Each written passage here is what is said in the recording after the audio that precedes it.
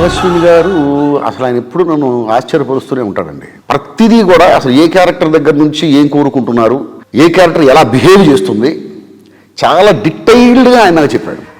Ashwatthama character 8 feet ఉంటుంది, అది imagine చేసుకొని రాయండి అని చాలా క్లియర్గా చెప్పి నాకు అమితాబ్ గారికి రాసే అవకాశం ఇందులో ఎక్కువ ఉంది. ప్రతి డైలాగు ఆయన నోటి వెంట నుంచి వస్తూ ఉంటే గూస్ బంప్స్ వచ్చాయి నాకు నిజంగా.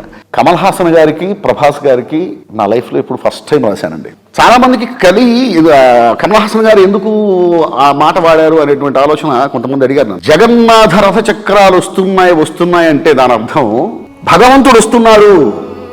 సుమతి అనే క్యారెక్టరే ఆ భగవంతుడిని మోసుకొస్తున్నటువంటి జగన్నాథ రథం. సో జగన్నాథ రథ చక్రాలు వస్తున్నాయి, నేను వెళ్ళి ఆ రథ చక్రాన్ని ఆపేస్తా, భూకంపం పుట్టిస్తా, భూమార్గం పట్టిస్తా అనేటువంటి సెన్స్లో ఆ క్యారెక్టర్ చెప్తుంది. కలియుగం అంటే ఏంటండి, స్వార్థం ఎక్కువగా ఉంటుంది అంతే. అయితే మార్పు అనేది వస్తుంది ఖచ్చితంగా.